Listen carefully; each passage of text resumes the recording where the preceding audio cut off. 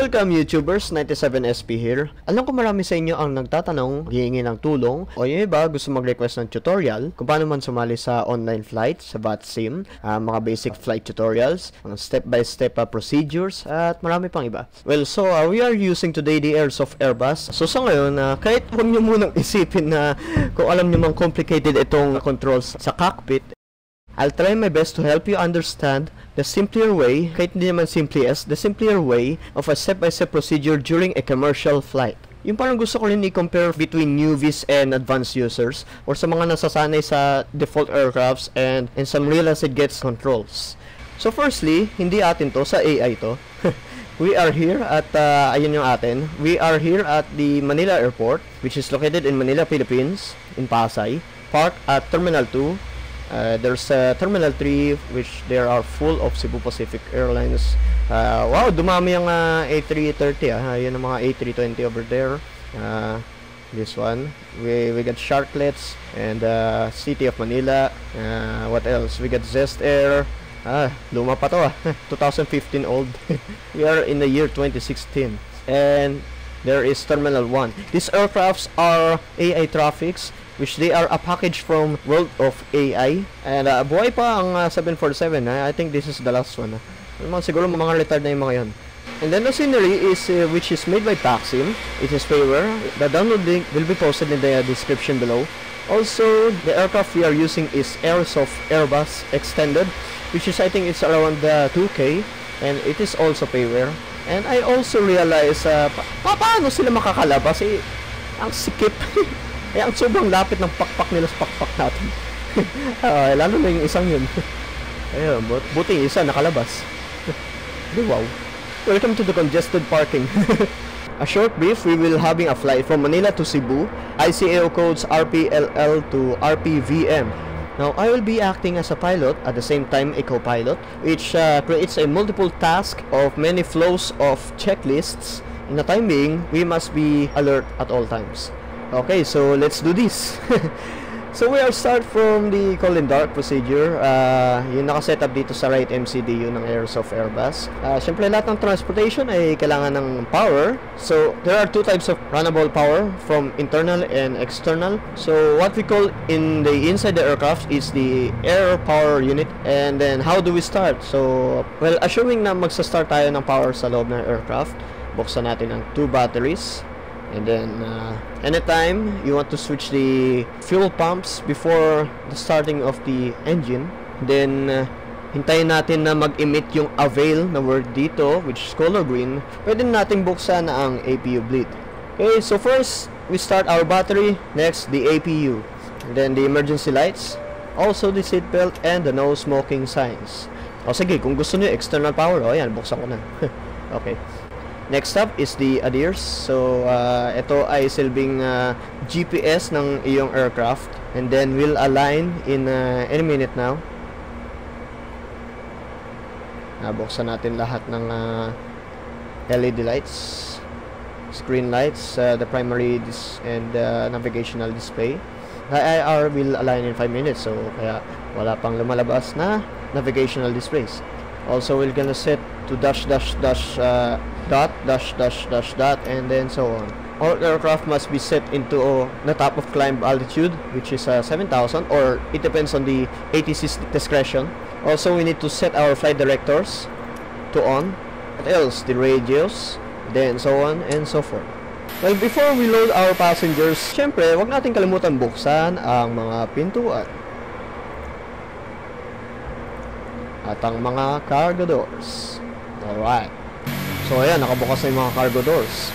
Next up is to file a flight plan. I gathered some flight plan informations from the internet sources. Mga link description na ipopost ko rin sa baba, syempre. Kahit skip nyo muna tong MCDU process kung ayaw nyo mag-FMC, or kung gusto nyo man, well, sige, sunod kayo. So our route is from Manila to Mactan, Cebu. And then our cruising altitude is 29,000 feet. Cost index will be how consumption the fuel will be used. And then the fuel is 2.4 of block. The taxi time will be, well, assuming it is used as default, 0.2. And then assuming that we all placed our flight routes in the FMC, it is from Conde and then Waypoint 11, then Moloch.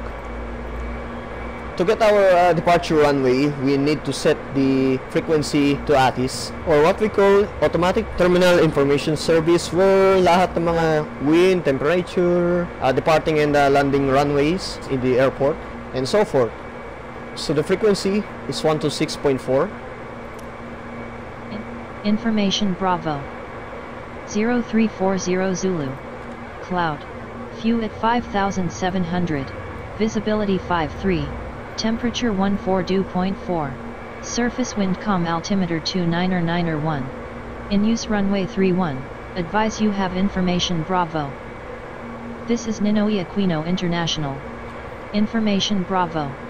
Well, syempre, huwag nyo rin kalimutan i-take View at information. 5700. So we will transmit into Manila Clearance in 125.1. Malaysian 252. Cleared to Kuala Lumpur International Sepang Airport.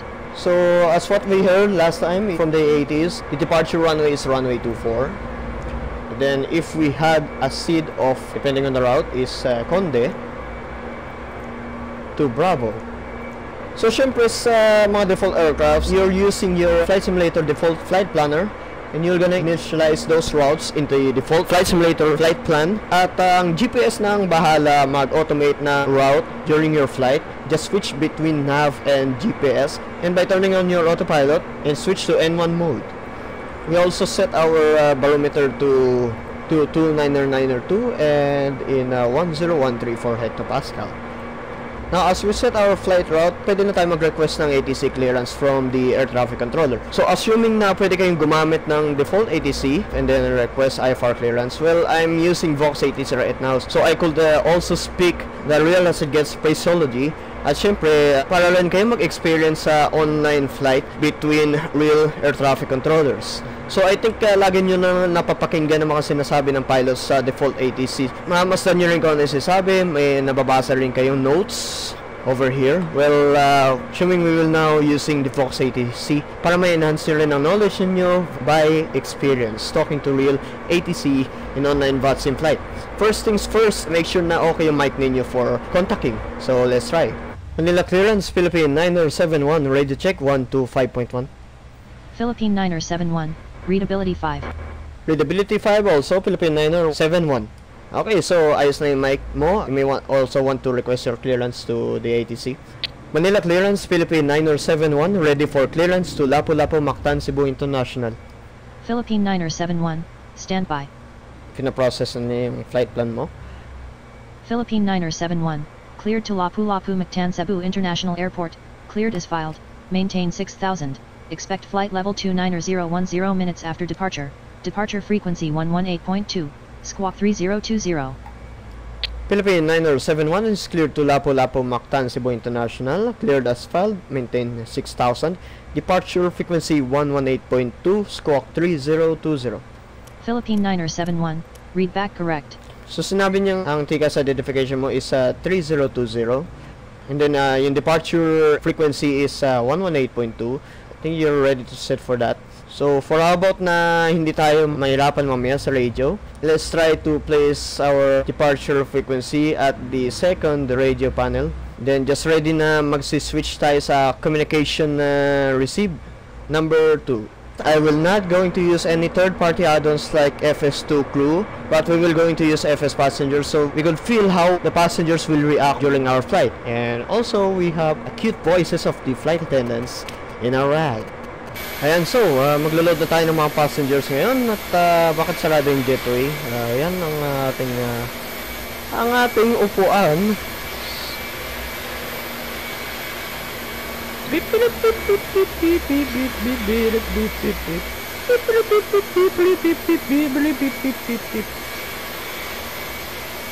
Okay, so I think magdi-discuss kayo ng pilot at co-pilot ninyo ng procedures for takeoff. Magsisimula na rin tayo ng before start checklist down to the line. Yung checklist, try ko rin i-upload soon. If the link is not available, well, yeah, just don't be shy to comment below. You must travel smart. Right. Captain, the cabin is secure. All passengers are aboard. Ay, nasaan ka? Ba't hindi kita makita? Maaari mapag-abot sa inyo pagsakay sa Cebu Pacific. Ilonggo, ha? Alright, so our passengers have been loaded. Okay, well, assuming na sure na yung mga seatbelt signs are on, and then fuel pumps will be set to on. Then assuming na sinabi ng ATC sa atin na magka-climb tayo sa flight level 6,000, then we're gonna start the checklist. Okay, so before start checklist down to the line, well, checklist are important para make sure na hindi natin makalimutan ng mga procedures na hindi sana mangyari na alam niyo na. So assuming na na-remove natin lahat ng mga traffic cones, wheel chocks, external power units, and etc. Well, we're gonna start our checklist. Before start checklist down to the line, cockpit preparation, they are all complete. Gear pins and covers removes. Signs, they are on or auto. Adheres, nav, fuel quantity. We have 8.6 kilograms set. Takeoff data. Muntik na natin makalimutan. We're gonna set flaps 2. Then V1 is 115, V rotate 126, and V2 is 127. Then grab the mask, hold it towards you, put it over your nose and mouth, and breathe normally. If you're grabbing ang ganda ng boses ng flight attendant. Okay, valor reference is 29.92 set. Alright, before start checklist, down to the line is complete. Well, pagkatapos na magbuo nitong napapamilyar ako sa announcement ng Cebu Pacific. By the way, these sound effects are not really sound effects.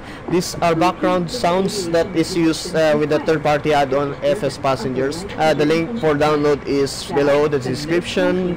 They have also trial version, I think, for 30 days. And you could also buy it for a full version. Manila Clearance, Philippine 223. Now we could contact the Manila ground at a frequency of 1 to 1.9er. If we are ready for a pushback call, so we're gonna request Manila ground, Philippine 971, request pushback and start. Philippine 971, pushback and start approved. Roger, Philippine 971. Na ito tag. Ready na.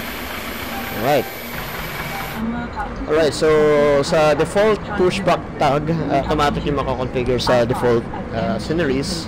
Hello, Captain. We are ready for pushback. Okay, thank you.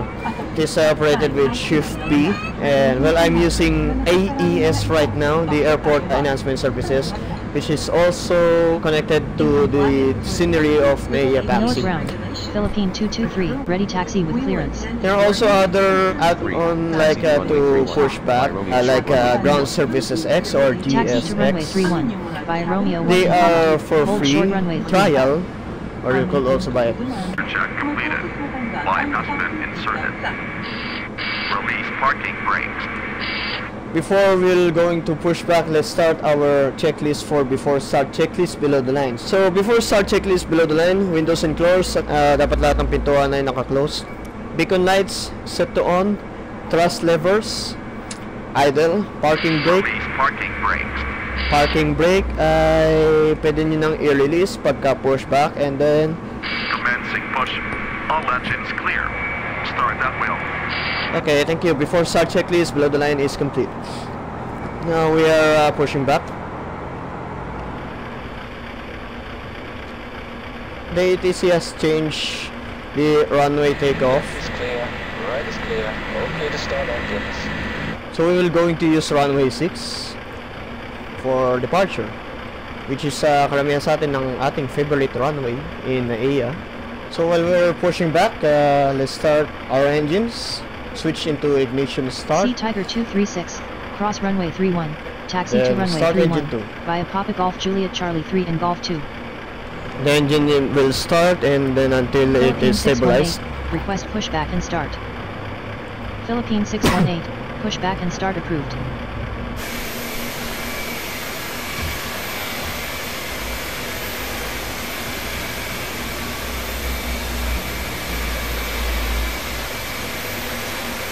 Engine 2 is stabilized. Let's start engine 1. In position. Reset parking brakes.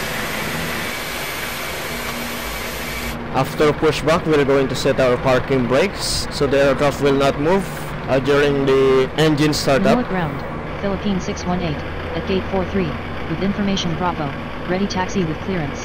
Philippine 618, taxi to runway 31, via Romeo 1 Golf Juliet Charlie 3 and Golf 2. Taxi to runway 31, via Romeo 1 Golf Juliet Charlie 3 and Golf 2, Philippine 618. Please wait for my hand signal on the right-hand side. Ground. Okay, so the ground crew will disconnect the tow tag. That is meant for shift P for the default pushback. Then we'll set our ignition switch into normal. We'll set flaps 2 for takeoff. We will set our trim to 0.8. There. We could also turn off our APU bleed if it is not necessary. Turning on the nav lights. Now we will request for taxi clearance. Manila Ground, Philippine 9071 at gate 35 with information Bravo, ready taxiway clearance. Philippine 9071, taxi to runway 31, via Lima Golf Juliet Charlie 3 and Golf 2. So the ATC requested runway 31. In online VATSIM they could also give you runway takeoff before your clearance. In such cases you may also request another runway for departure if applicable for wind direction. So in Naiya Airport there are 2 active runways for departure. There are runway 31 and runway 6. Philippine 537. So we will request another runway for Philippine takeoff. 537. Philippine 9071 request taxi to runway 6.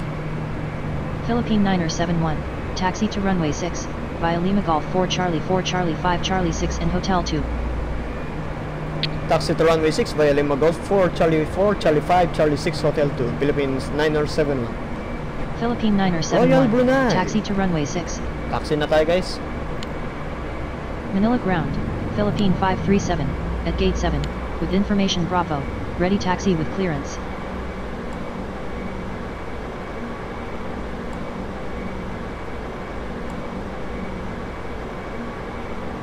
Philippine 537, taxi to runway 31, via Golf 10 Foxtrot 1 and During Foxtrot taxi 1 we could Alpha, turn on hold taxi short lights. runway 31. Okay, so during taxi we could check our joystick if it is working. Yes, our rudders are working. Flight controls check. Okay, full left, full right, neutral,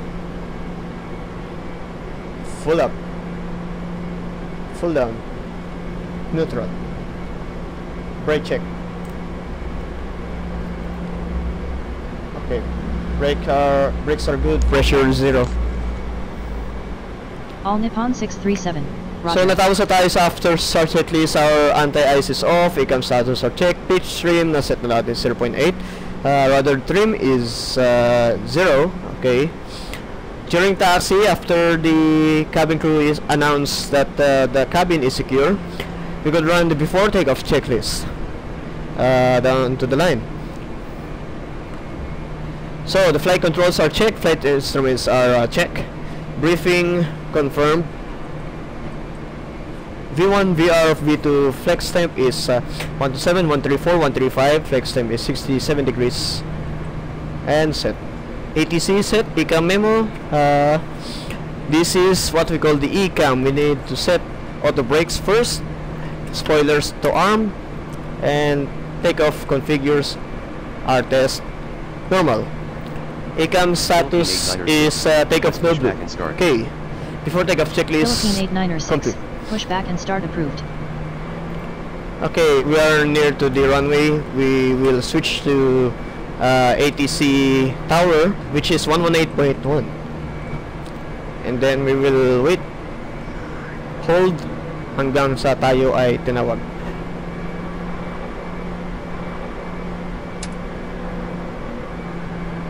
And as the All Nippon Ana Airways will be taking off runway 6.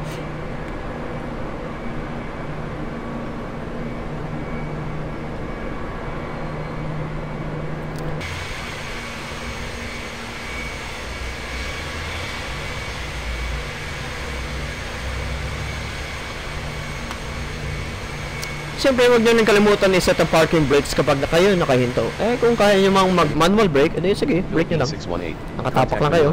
118.2. Cafe 319er, Manila Tower, Roger. Philippine 9071, runway 6 line up and wait. Okay, that is us. Runway 6 line up and wait, Philippine 9071. Clear for takeoff, Philippine 9071. Okay, as we enter into the runway, turn on the strobe lights and then the landing lights to on. Runway takeoff lights. Also the taxi lights to take off. All Nippon 596, contact Manila approach 118.2. 118.2, all Nippon 596. Before takeoff, we will be running one last checklist before taking off. Before takeoff checklist, below the line, cabin crew, seats for departure. Then they will be preparing in the cabin. Okay, cabin crew advice, TCAS. Need to set TCAS to TA for the control tower to recognize our identity, and the other aircrafts as well to avoid air-to-air collisions. Engine mode selector, they are normal, PAX. The PAX can be turned off during takeoff, so they could implement more power. So kaya naman masdan ninyo sa casual flight umiinit bago mag-takeoff ang aeroplano dahil yung mga aircon ay pinapatay dahil sa PAX at sa ignition selector sa pagbubukas ng engine. So PAX are off. Before takeoff checklist, below the line is complete. Start the clock and push your throttles to N1 if you know N1. Manflex 52 SRS runway auto thrust is blue. Thrust set. Remember, I'm acting as a co-pilot also. We are not using efforts to crew. 100 knots. Coming to V1. Bitawan ng kamay sa thrust. V1, rotate, hawakan ng joystick, and pull up. Sundan ng flight director. Positive brake. Gear up.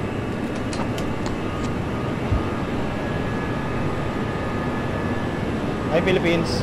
Stay by Naya. Bye bye real world. Bye bye Naya. Goodbye Luzon. Right.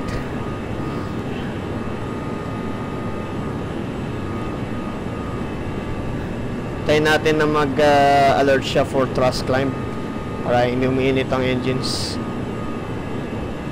Let's turn on now. There it is. The okay, thrust climb to thrust. Pack 1 is coming on. 971, contact Manila approach 118.2. 118.2 Philippine 971.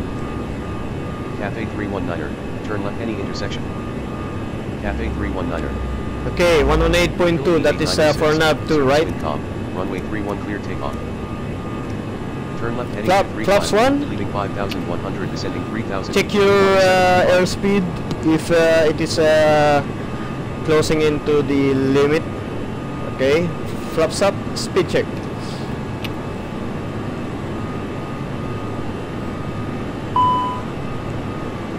Pack 2 coming on. Could turn off the other lights like the landing and the takeoff lights at this altitude para syempre hindi masira.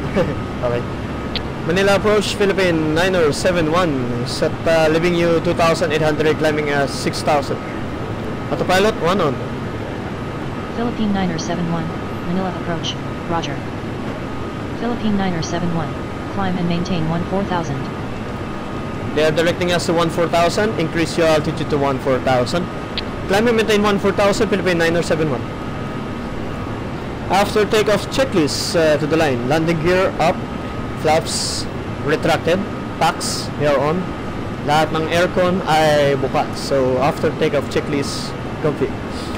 Another takeoff checklist, if we pass the transition altitude in Philippine restriction is 18,000 feet. We will run that checklist. Ang gagawin lang naman natin is magsiset sa standard ang ating barometer if meron tayo. Lahat ng aircraft ay maaaring meron ng ganyan. Even the Cessna. That is for changing of altitude detection sa ating aircraft. Depending. Mag-Android na, okay. Mag-laptop na kayo, sige. Okay, back to the topic. It depends on the pressure that will adjust the altitude between the plane and the ground. That is what I understand in the barometer. Qantas 725, turn left heading 175, descend and maintain 2000. Turn left heading 175, leaving 3,100 descending 10,000, pwede na nating patayin ng landing lights. Strobe lights set to auto, and then yun lang. Ano pa? Alamang, kakain na tayo mga piloto or magsusulat tayo ng mga log flights and etc. Still, pag-climb at pag-cruise or pag-descend, nagmo-monitor pa rin sila ng mga conditions sa aircraft or the ATC. Climb and maintain flight level 220. Katulad yan, Join kinakausap na ako. 11. Contact Manila Center 128.3. Climb and maintain flight level 220. Join Airway Whiskey 128.3, Philippine 9071. Kukontak na po tayo sa Manila Center, which is covered over Luzon. Manila Center, Philippine 9071 with you, leaving 14,200, climbing flight level 220. Philippine 9071, Manila Center, Roger, altimeter 29901. With you at flight level 3. Transition altitude passed. All concept 89er, Manila After Center, takeoff checklist below the line, Barrow reference standard set. Okay. After takeoff checklist is complete. Next checklist will be approach, and then it will be passing 15 nautical miles from the airport or closely to the airport as we descend. We will turn off the seatbelt signs. The captain has turned off the seatbelt sign. You may now take off your seatbelt. Yeah, hanggang sa matuklasan na may turbulence.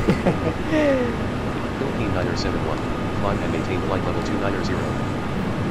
Climb and maintain flight level 290, Philippine 9071. So, yan na ang ating final destination. Wag yun, pelikula yun, nakakatakot eh. Final altitude, flight level 290. Before descent, pwede kayo mag-discuss ng co-pilot ng approach procedure after na mag-contact ka sa ATIS, kung kamusta naman ng airport condition, whether it is rainy or dry, and then pagdi-discuss ninyo ang runway approach procedure if it is vectors or ILS or NDP. Ladies and gentlemen, we are now serving drinks. Tingi soft drinks. We are starting to serve hot food. Could you please extend your tray table and lift your seats to the upright position? Hot food daw, edi sige. Ayaw nyo ng soft drinks, edi kape. Pahingin na lang na organic juice. Mas masustansya pa. Ano pa ba, yung flaps for landing, if required ba yung anti-ice. Siyempre, sa Pilipinas, ang ceiling degree natin dito ay maaaring paliit na paliit. So, buksan natin yung anti-ice. Lahat ng aircraft may ganyan, so yan ang nagpapatunaw ng ice kung may na-detect sa engine. Automatic naman yun eh. Magme-melt siya ng ice sa engines para hindi sakaling alam nyo na. Huwag sana mangyari. Kaya sa totoo lang. Okay.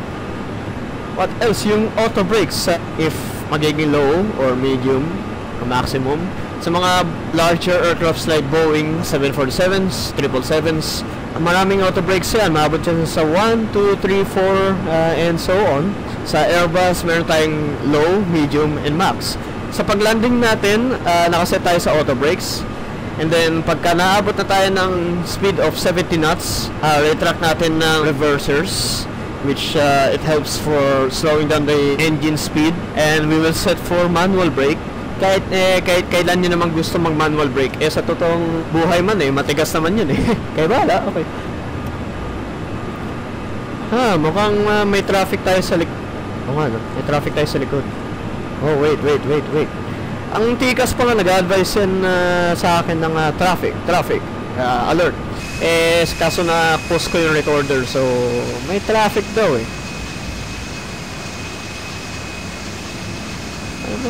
ayun traffic spotted, baby. It's Tiger Airways. Yung texture niya magiging sea air yan It's magiging more fun in the Philippines.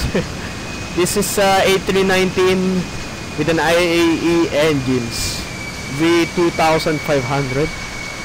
Philippine 8906, climb and maintain flight level 320.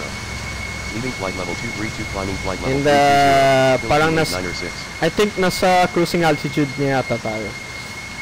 So palay-palay na yung traffic sa atin, so no need to worry. Yung airlines papuntang south, they have an altitude of odd number, just like 29,000 feet, 31,000, 33,000, your favorite cruising altitude. Na-apply din siguro yan sa mga flight numbers, which is my flight number is 971, PR 971 for Philippine Airlines. It's PR, hindi RP. Yeah. And so pagbabalik tayo ng Tan to Manila, which is going north, we have a cruising altitude of 28,000 feet, 30,000 feet, which means it is in even number, katulad din sa flight number natin. So it will be changing to flight number 972. So during cruise, siguro alas 12:30 na. Oh, tama. Mag-alas 12:30 na sa totoong buhay. So I'll be eating from now. I'll be pausing this and skip to the flight where we will descend. And we will continue the commercial flight tutorial. 100. Above na tayo sa glide slope. Well, it's alright. 50, 40, 30, 20. Retard. Retard, retard, retard, retard, retard, retard. Retard. That's what we call oscillated landing. Get up.